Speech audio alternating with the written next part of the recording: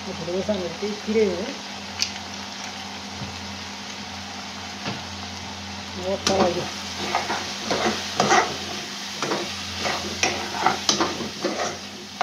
खाउँ लाग्ने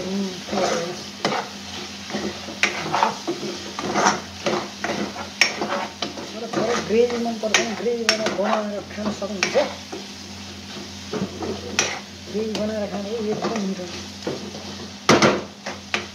त्यो चाहिँ मसलाहरू सुक्न लागेर मैले गोलेर हाल्दैछु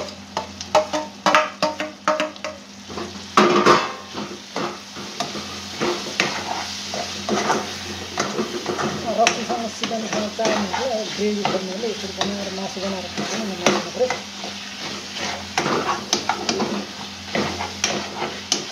मासु मात्रै बनाएर पनि खान सक्नुहुन्छ यतिको ग्रेभीमा नुन हेर्ने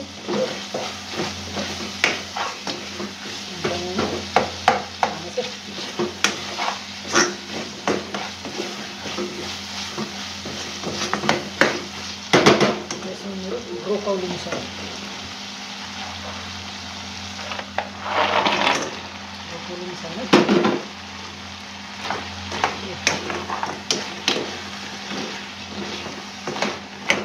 एकछिनलाई सानो ग्यास सानो बनाएर छोडिदिनुहोस्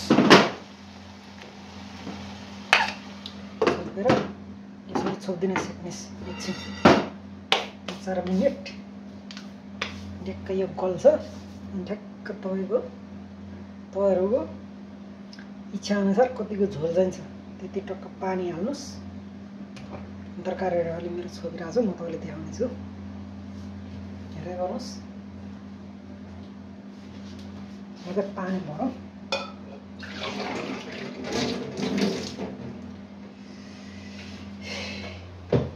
मेरो तातो पानी तताएर राखेको हुनाले तातो पानी हाल्यो भने चाँडै पाक्छ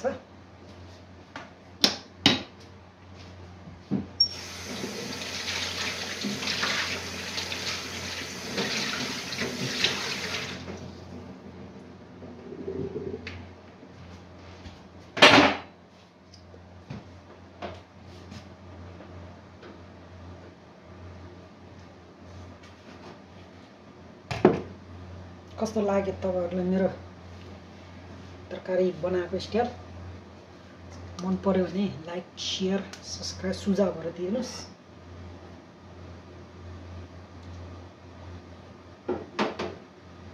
सुझावहरु दिए अनुसार म बिस्तारै बनाउँदै जान्छु अनि तपाईहरुले कस्तो तरकारी बनाए भने मिठो लाग्छ त्यो पनि भन्नुस् म त्यो अनुसार पनि बनाएर देखाउने छु बिस्तारै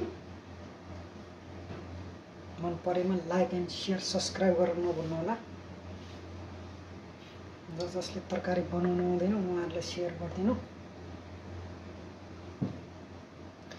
कोई नया बंदा है तो उसको दिखा दीजिए कैसा तरकारी बना के सब्जी बना के खाएंगे देख के सीख सकता है जो नया बंदा है उसको शेयर कर दो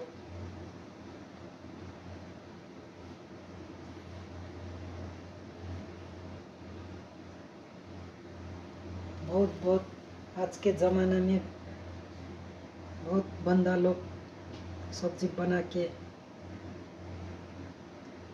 खाने का हिम्मत नहीं रखता है इसीलिए जो लोग नया बंदे हैं उस लोग को भेजो सिंपल सा कैसा तरकारी सब्जी बना के खा सकता है हम खुद इसलिए उस लोग को भेजो जो जिसको बना के खाना आता नहीं है उसको भेजो ये वीडियो वो देख के वो बंदे देख के बना के खा सकता है। मेरा ये नेपाली स्टाइल है इंडिया नेपाली बंगाली मिलता है एक ही है मसाला ज़्यादा डालता है खाता है कोई ऐसा कोई आदमी खाता नहीं है इंडिया में ज़्यादातर मसाला डालता है हमें डालता है लेकिन इधर मिलता नहीं है इसलिए आपके पास क्या है उसको सब बनाओ खाओ ब्रोकौली है ना, ये हेल्थ के लिए अच्छा होता है। ब्रोकौली एकदम राम्रो हुन्छ र शरीर जनको लागि। ब्रोकौली धेरै पकाउनु हुँदैन। झोल कतिको चाहिन्छ तपाईँलाई ताकि बिजारमा अनुमान भने चाहिँ मलाई यति झोल भए पुग्छ। तपाईँलाई कति चाहिन्छ भने नुन हेर्नुहोस्।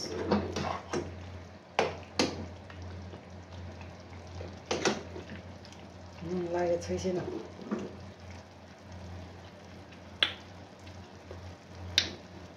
अच्छा है, मीठा है।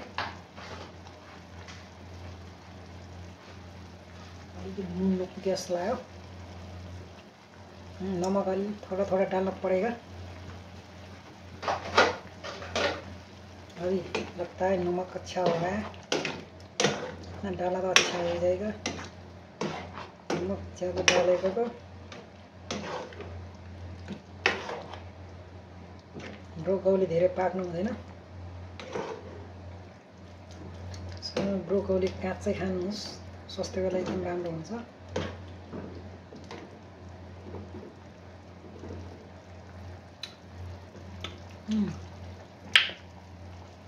अच्छा है, नमक नुन एकदम ठिक छ। झोल तपाईँलाई कतिको चाहिन्छ त्यो अनुसार हाल्न सक्नुहुन्छ।